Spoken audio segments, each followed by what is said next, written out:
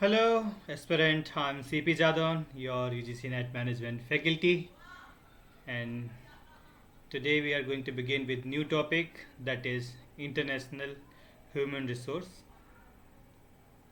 management. And before that, just recall about previous lecture. In our previous lecture, we were talking about performance management. What is performance management, and what is the difference between performance management and performance appraisal? And we have seen also the challenges faced by manager while doing performance management. So this is about previous lecture. और आज देख लेते हैं कि international HRM क्या होता है। तो स्टार्ट करते हैं। अगर हम पहले बात करें इंटरनेशनल एचआरएम की, तो क्या होता है इंटरनेशनल एचआरएम? जो हम डोमेस्टिक एचआरएम जितना हमने अभी तक पढ़ा है, जिसमें हमने प्लानिंग, ह्यूमन रिसोर्स की प्लानिंग, ट्रेनिंग, डेवलपमेंट, रिक्रूटमेंट, है ना, जो सब चीज़ें हमने डोमेस्टिकली की हैं, अब उसे हम कैसे करेंगे? इंटरनेशनल लेवल पे करेंगे। हम इंटरनेशनल हायरिंग करेंगे, रिक्रूटमेंट करेंगे, है ना, उसमें क्या चैलेंजेस आते हैं और उसमें क्यों ज़रूरत पड़ती है हमें इंटरनेशनल एचआरएम की, तो ये सब इसमें हम डिस्कस करेंगे। So international human resource management is a field of study that focus on management of human resource in a multinational corporation, जिन्हें हम क्या बोलते हैं? MNCs बोलते हैं, and other global organization. It involve applying HRM principle and practices to manage people in different culture, institutional, legal context across national borders. So international HRM क्या है कि आप अपनी बाउंड्री के बाहर किसी अदर कंट्री में क्या कर रहे हैं? फॉरेन कंट्री में अब आप बिजनेस कर रहे हैं, तो वहाँ पे आप लोगों को हायर करेंगे, रिक्रूट करेंगे, या अपनी कंट्री से वहाँ भेजेंगे, है ना, कुछ भी कर सकते हैं आप। या तो अपने होस्ट कंट्री से आप नहीं, पेरेंट कंट्री से होस्ट कंट्री में आप सेंड करेंगे, या होस्ट कंट्री में ही आप लोगों को हायर करेंगे। तो वहाँ के अपने लॉ हैं, एचआर लॉ हैं, लेबर लॉ हैं, उनके साथ आप कंप्लायंस करते हुए रिक्रूटमेंट करेंगे, है ना। जो कल्चरल डिफरेंसेस हैं उनको मेंटेन करते हुए कि आपका जो व्यक्ति को कल्चर शॉक ना लगे, कैसे उसको मेंटेन किया जाए, कैसे उनको ट्रेनिंग दी जाए किसी पार्टी सेशन से पहले, है ना। तो ये सब यहाँ पे किया जाता है। अगर हम देखें इसकी डेफिनेशंस क्या है, according to society of human resource management, IHRM is a process of procuring, allocating and effectively utilizing human resource in global organization। तो वही है कि आप जो लोकल लेवल पे जो करते हैं, अब आप उसको कहाँ पे करने वाले? इंटरनेशनल लेवल पे आप उन प्रोसेस को या HRM की जो प्रोसेस हैं उनको आप अप्लाई करने वाले हैं।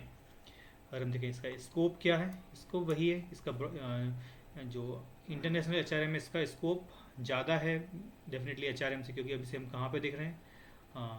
अक्रॉस द बाउंड्रीज देख रहे हैं, जिस सिर्फ हम एक कंट्री पर स्पेसिफिक नहीं है, अब हम पूरे ग्लोब को लेकर यहाँ पर कंसिडर करते हुए अपनी जो HR पॉलिसीज़ हैं उनका इस्तेमाल करने वाले हैं।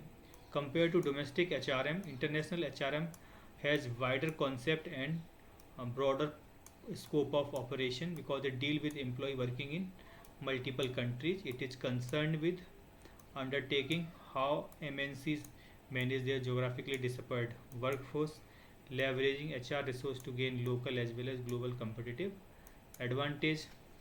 सो यही सब स्कोप है। और यहाँ पे इसको क्रॉस कल्चर डिफरेंस है, जब एक व्यक्ति दूसरे पेरेंट कंट्री से कोई व्यक्ति जब होस्ट कंट्री में जाता है, तो वहाँ पे क्या होता है? उसे एक क्रॉस कल्चर महसूस करने को मिलता है, तो इसी को बोलते हैं क्रॉस कल्चर डिफरेंसेस, है ना। उसको कैसे कोप अप किया जाए उसके लिए ट्रेनिंग भी दी जाती है। तो ये इसका स्कोप है इंटरनेशनल एचआरएम का। इसके इम्पोर्टेंस क्या है? Help organization to compete globally, जैसे कि आपने अगर देखा होगा यूएस में क्या है, वो H1B वीज़ा प्रोवाइड करते हैं, वो दुनिया भर से जितने भी टैलेंटेड लोग हैं उनको अपने यहाँ बुला लेते हैं। तो वो क्या है? एक इंटरनेशनल एचआरएम का ही पार्ट है ना। उनके पास ऐसे प्रोसेस हैं या ऐसे टूल्स बोल सकते हैं जहाँ से वो पूरी दुनिया भर का जो ब्रेन है उसको ब्रेन ड्रेन करते हैं, और जितना भी सोफिस्टिकेटेड ब्रेन है उसको अपने यहाँ पर वो बुला लेते हैं। उनके पास पावर है, H1B जैसे वीज़ाज हैं, ये सब चीज़ें हैं ना। तो वही किसका हिस्सा है? इंटरनेशनल एचआरएम का ही हिस्सा है। वो ensure compliance with local law and regulation, facilitate culture adaptation, expatriation and repatriation. हम आगे देखेंगे क्या होता है। एक्सपार्टेशन बेसिकली होता है कि आप किसी व्यक्ति को पेरेंट कंट्री से कहाँ भेज रहे हैं, होस्ट कंट्री में जॉब करने के लिए भेज रहे हैं, जहाँ आपकी सब्सिडरीज है वहाँ आप उन्हें भेज रहे हैं, तो इसे बोलते हैं एक्सपार्टिएशन। रिपार्टिएशन क्या होता है कि होस्ट कंट्री से दोबारा व्यक्ति जब वापस आएगा अपनी पेरेंट कंट्री में, तो उसे बोलते हैं repatriation. Contribute to both local responsive and global integration. तो ये कुछ एडवांटेज हैं हमारे इंटरनेशनल एचआरएम के। वहीं हम बात करें अप्रोच क्या रहती हैं इंटरनेशनल एचआरएम की, तो 3-4 अप्रोच पर ये काम करता है। वो कौन कौन से 4 अप्रोचेज हैं? Ethnocentric, polycentric, regiocentric and geocentric. ये हमें ये 4 पॉइंट याद रखने वाले हैं, यहाँ से क्वेश्चन बनता है, तो ये हमें याद रखना है। अब देख लेते हैं कि इथनोसेंट्रिक क्या होता है। इसमें बिलीव क्या रहता है इथनोसेंट्रिक में? Parent companies way is a best way. कि मान लो आप इंडियन हैं और आपने अपनी एक सब्सिडरी खोल ली है, कहाँ पे? मान लो थाईलैंड में, ठीक है, या इंडोनेशिया में, कहीं भी हमने एक खोल लिया है अपना बिजनेस। चलो मैं एक ही हो गए ये IN। तो ये कैसी है हमारी पेरेंट कंट्री है ना, और ये है हमारी होस्ट कंट्री। अब क्या हुआ है कि आप एक इंडियन कंपनी हैं और आपने क्या किया है, अपना एक सब्सिडरीज या अपना बिजनेस आपने कहाँ पर शुरू कर लिया? इंडोनेशिया में आपने शुरू कर लिया। तो आपका जो बिज़नेस करने का तरीका है वो ये है कि जो आप बिज़नेस प्रैक्टिसेस इंडिया में इस्तेमाल कर रहे थे, उन्हीं बिज़नेस प्रैक्टिसेस का आप इस्तेमाल कहाँ पे करेंगे? इंडोनेशिया में करेंगे, है ना।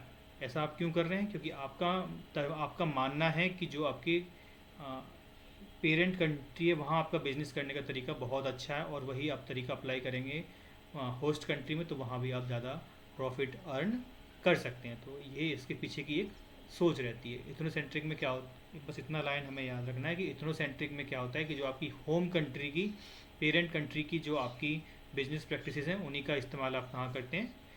होस्ट कंट्री में करते हैं, जहाँ आपने अपनी सब्सिडरी या अपनी बिजनेस को एक्सपेंड किया है। बस इतनी लाइन आपको ज़रूर याद रखनी है। All subsidiaries adopt system policy and practices of parent country. Key position in subsidiaries are filled by parent country national. जो की पोजीशन होंगी इंडोनेशिया में, जो की पोजीशन होंगी बिजनेस की, है ना, जो वहाँ के CEO बनेंगे या मैनेजर बनेंगे, वो सब कौन फिल करेगा? इंडियन लोग होंगे, वो उनकी पोजीशन को वहाँ पे फिल करेंगे। तो यही है हमारा इथनोसेंट्रिक। वहीं पॉलीसेंट्रिक की जब हम बात करें, तो पॉलीसेंट्रिक में क्या होता है कि जो होस्ट कंट्री है ना, जैसे ये इंडिया है या ये इंडिया है और आपने बिजनेस खोल लिया है अगेन इंडोनेशिया में, तो अब क्या करेंगे कि अब आप इंडोनेशिया के कंडीशंस के अकॉर्डिंग ही अपने बिजनेस प्रैक्टिसेस को बनाएंगे, और वहाँ के लोगों को ही आप हायर करेंगे उस बिजनेस यूनिट में काम करने के लिए। तो यही होता है हमारा पॉलीसेंट्रिक, कि आप क्या कर रहे हैं? लोकल लोगों को ही हायर कर रहे हैं, और लोकल जो तरीका है बिजनेस करने का उसी का आप इस्तेमाल कर रहे हैं, उन्हीं के अकॉर्डिंग आप वहाँ की पॉलिसी बना रहे हैं। तो ये होता है polycentric approach. Local no waste, जो लोकल लोग हैं वो ज़्यादा जानते हैं, हम ऐसा मान के चलते हैं इसमें। Host country national are appointed at managerial and senior position in subsidiaries. तो अब जो इंडोनेशिया में लोग हैं उन्हीं को क्या किया जाएगा? हायर किया जाएगा। जो की पोजीशन है कंपनी की भरने की, उनको इंडोनेशिया के लोग ही हायर किए जाएंगे।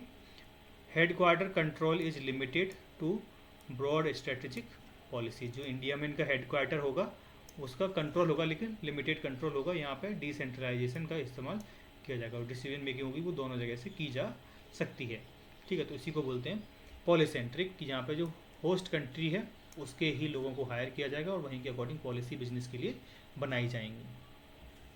वही हमारा रीजियोसेंट्रिक। रीजियोसेंट्रिक में क्या होता है कि जैसे हम बात करें साउथ एशियन नेशन, है ना, SOUTH, साउथ एशिया। तो साउथ एशिया में कौन कौन कंट्री आती हैं?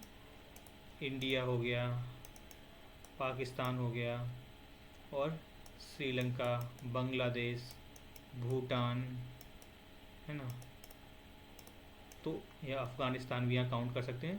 तो जब कोई विदेशी कंपनी मान लो अमेजोन की ही अगर हम बात करें, वो कंपनी क्या कर रही है, बिजनेस करना चाह रही है साउथ एशिया में, तो वो क्या करेगी, इन सारी कंट्रीज़ के लिए एक जैसी पॉलिसी बनाएगी, क्योंकि यहाँ का जो इन्वायरमेंट है या लीगल सिस्टम है ऑलमोस्ट एक जैसा है, तो यहाँ के लिए वो सिमिलर सी पॉलिसी बनाएंगे और एक रीजनल हेडक्वार्टर खोलेंगे और वहीं से इन सारी कंट्रीज़ को वो क्या करेंगे, बिजनेस चलाने के लिए इस्तेमाल करेंगे।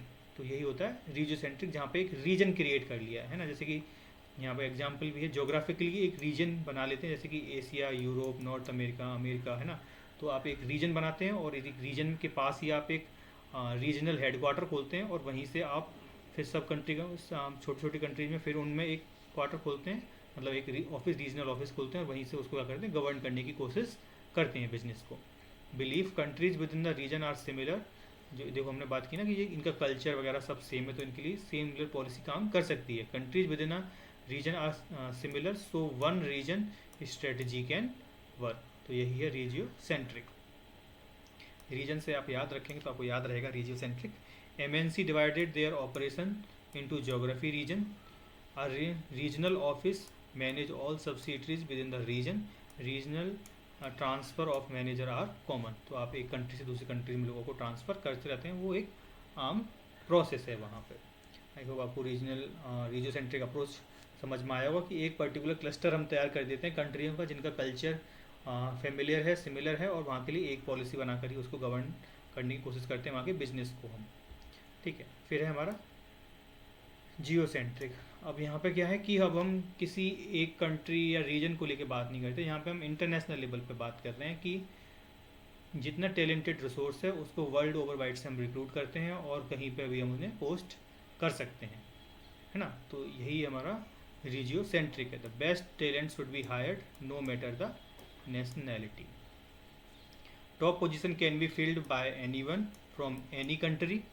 Decision making consider both local issue and global strategy. Strong reliance on global HR system. ठीक है, तो यहाँ पे क्या है कि आप अब एक किसी बाउंड्री में खुद को कन्फाइंड नहीं कर रहे हैं। यहाँ पे क्या है कि आप इंटरनेशनल लेवल पर काम कर रहे हैं, आप कहीं से भी लोगों को हायर करेंगे, कहीं भी उनको पोस्ट करेंगे, है ना। किसी भी नेशनलिटी के वो लोग हो सकते हैं, कोई भी किसी पोजीशन को फिल कर सकता है। तो उसे ऐसी अप्रोच को हम क्या बोलते हैं, जियो सेंट्रिक अप्रोच बोलते हैं। तो ये हमने 4 तरीके की अप्रोच देखी है और ये अप्रोच आप ज़रूर याद रखिएगा, यहाँ से एक क्वेश्चन ज़रूर बनता है। ये आप एक बार गो थ्रू करिएगा यहाँ से, तो आपको सारा कुछ याद रहेगा। अब देख लेते हैं कि डायमेंशन क्या है, कैसे काम करा जाता है, क्या इसके डायमेंशन है HRM के। तो dimension of international human resource management. तो इसमें अगर हम डायमेंशन की बात करें तो इसमें 4 तरीके को हम 3 तरीके से बाइफरकेट कर सकते हैं। HR एक्टिविटी, जो नॉर्मल HR एक्टिविटी हम करते हैं उन्हीं को हम अब क्या करें, इंटरनेशनल लेवल पर अप्लाई करेंगे। टाइप ऑफ एम्प्लॉय, आपके 3 तरीके के एम्प्लॉय हो सकते हैं, host nation, home nation, host nation and third country, और ऐसे ही कंट्री हो सकती है जहाँ आप बिजनेस कर रहे हैं। तो ये 3 तरीके पे हम 3 डायमेंशन होते हैं हमारे इंटरनेशनल HRM के। अब इनको देख लेते हैं। HR एक्टिविटीज़ तो वही हैं सारी, recruitment and selection, training development, performance management, compensation, career development and retention. ये हमने काफ़ी डिटेल में देखा है, बस इनको हम कहाँ पे करेंगे, अब इंटरनेशनल लेवल पे करेंगे। और इंटरनेशनल जो लॉ है कंट्री वाइज, अलग अलग कंट्री का अलग अलग लॉ हैं, उनके अकॉर्डिंग उनको अलाइन करते हैं। फिर है हमारा टाइप ऑफ एम्प्लॉय। अगर हम पेरेंट कंपनी एम्प्लॉय क्या है कि आप इंडिया में हैं और आपने अपना, मान लो बांग्लादेश में अपना काम एक्सटेंड किया, तो अब बांग्लादेश में काम करने के लिए भी आप क्या करेंगे, इंडियन लोगों को ही आप भेजेंगे जो की पोजीशन है उन पर काम करने के लिए। तो ऐसे उनको क्या बोलेंगे, पेरेंट कंट्री नेशनल बोलेंगे। Employ who are citizen of home और parent country where MNC headquarter is located, often sent abroad as expatriation, है ना, मैंने बताया था expatriation to manage subsidiaries. India expatriation मतलब क्या है कि इंडिया से लोग भेजे जाएंगे बांग्लादेश में जो काम को वहाँ पे संभाल सकें। वहीं होस्ट कंट्री नेशनल क्या है कि बांग्लादेश में बिजनेस खोला है और बांग्लादेश में ही वो जो बिजनेस है वो बांग्लादेश के लोगों को ही हायर कर रहा है बांग्लादेश की यूनिट को चलाने के लिए, तो इससे बोलेंगे हम होस्ट कंट्री नेशन। और थर्ड कंट्री नेशन क्या है कि इंडियन कंपनी है वो बांग्लादेश में बिजनेस कर रही है और उन्होंने क्या किया है, मान लो भूटान से लोगों को हायर कर लिया है बांग्लादेश में काम करने के लिए, तो इसे बोलेंगे थर्ड कंट्री नेशन। ठीक है, फिर है हमारा टाइप ऑफ कंट्री। इसी के तरीके से 3 कंट्री बन जाएंगी जो जहाँ से बिजनेस निकला है और किसी दूसरी कंट्री में ओपन किया है। तो इंडिया उसके मान लो इंडियन कंट्री है और बांग्लादेश की हम जो अभी बात कर रहे थे, तो इस केस में इंडिया का बिजनेस बांग्लादेश में शुरू हुआ है, तो इसको क्या बोलेंगे, इंडिया की एक होम नेशन हो गया या होम कंट्री हो गया। बांग्लादेश में काम खोला है उन्होंने, बांग्लादेश में बिजनेस शुरू किया, तो इसको बोलेंगे हम होस्ट कंट्री। वहीं थर्ड कंट्री क्या होगा, any one other country that provide labour capital service and often source of capital manager worker. India का काम बांग्लादेश में है और उन्होंने, मैंने अभी बताया कि भूटान से उन्होंने हायर कर लिया है ना, लेबर को हायर कर लिया या स्किल लेबर को हायर कर लिया, रिसोर्स वहाँ से उन्होंने कैप्चर कर लिया या कैपिटल वहाँ से मंगा लिया, तो इस तरीके की बोलेंगे थर्ड कंट्री।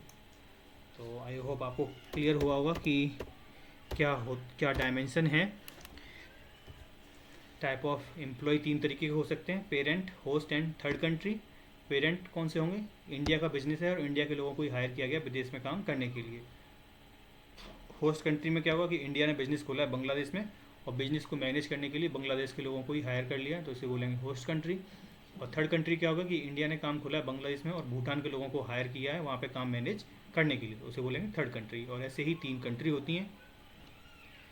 तो हमने ये देख लिया। एंड नेक्स्ट इज, अब एक्टिविटी जो हैं उनको थोड़ा सा डिटेल में देख लेते हैं हम, है ना। जैसे कि ह्यूमन रिसोर्स प्लानिंग, हम ह्यूमन रिसोर्स प्लानिंग काफ़ी अच्छे से देख चुके हैं कि आने वाले टाइम में हमें कितना ह्यूमन रिसोर्स की ज़रूरत है, अभी कितनी शॉर्टेज है, वो सब हम ह्यूमन रिसोर्स प्लानिंग में करते हैं। The HR planning at international level is complex because is not confined to any one country.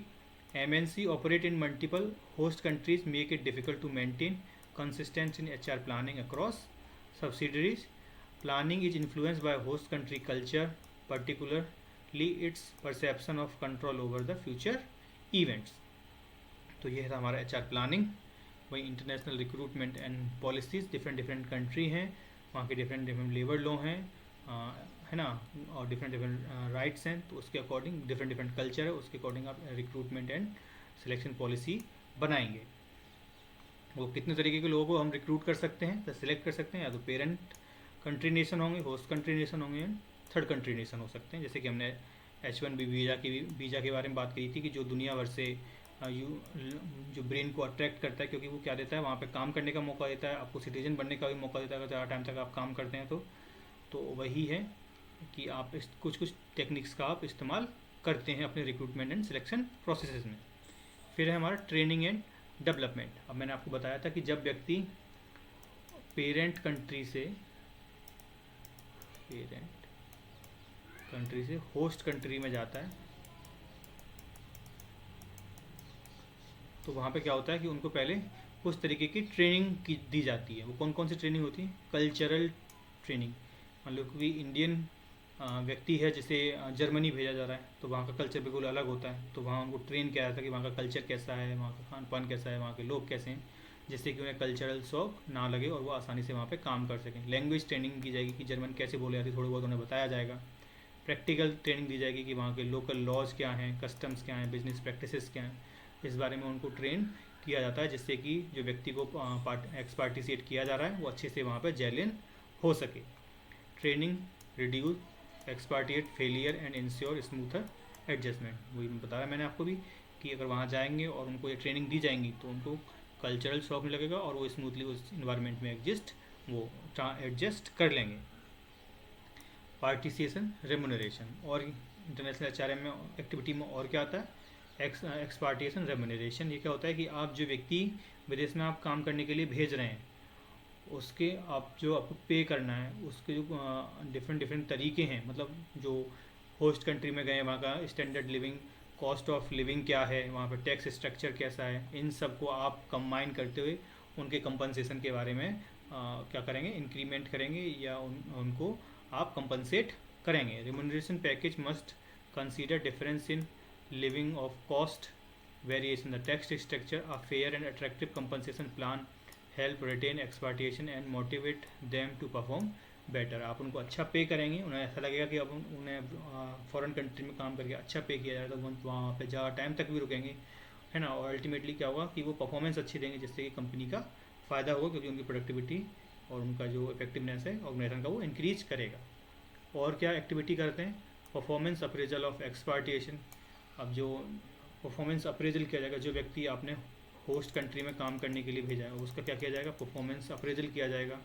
तो ये कैसे किया जाना चाहिए, input from home country supervisor and input from host country supervisor, दोनों जगह से वहाँ पे जो होम जहाँ से उन्हें भेजा गया है वहाँ के सुपरवाइजर और यहाँ सुपरवाइजर की जगह HR आना चाहिए था मेरे हिसाब से, क्योंकि ये क्या है, अप्रेजल है। ठीक है, तो दोनों जगह से हम क्या करेंगे, वहाँ से कलेक्ट करेंगे। आप इसे HR ही कर लेना है ना, आप दोनों जगह के HR आपस में कोऑर्डिनेट करेंगे और उसके बेस पे वो क्या करेंगे, परफॉर्मेंस का अप्रेजल रिपोर्ट बनाएंगे। उसके बेस पे आपको प्रमोशन देना है, इंक्रीमेंट देना है, कितना कंपनसेशन देना है, वो सब वहाँ पर डिसाइड होता है। फिर रिपार्टीशन, रिपार्टीशन क्या होता है कि अब आप पहले पेरेंट कंट्री में थे, अब वहाँ पे आप कहाँ गए थे, होस्ट कंट्री में आप चले गए थे, आपको ट्रांसफ़र कर दिया गया था होस्ट में काम करने के लिए, है ना। अब क्या हुआ, अब आपका वहाँ टाइम पीरियड पूरा हो गया, अब आप होस्ट कंट्री से दोबारा वापस कहाँ आ रहे हैं, पेरेंट कंट्री में आ रहे हैं, तो इसी को बोलते हैं repatriation. Refers to return of expatriation to their home country after completing their international assignment. अब उनका प्रोजेक्ट पूरा हो गया तो उन्हें वापस आना पड़ रहा है। Expatriation often face reversal culture shock when reentering home country. Repatriation challenge readjustment to home culture, managing expectation of new role and responsibility. तो ये कुछ प्रोसेसेस थी, हमारी एक्टिविटी थी इंटरनेशनल HRM की। और कल हम देखेंगे कि मॉडल क्या है इंटरनेशनल HRM के, चैलेंजेस क्या फेस करते हैं हम इंटरनेशनल HRM में, और कल्चरल शॉक जो लगता है किसी व्यक्ति को पेरेंट कंट्री से होस्ट कंट्री जाने में, उसको कैसे वो रिकवर करता है। तो ये 3 चीज़ हम कल कवर करेंगे। सो थैंक यू, कल मिलते हैं।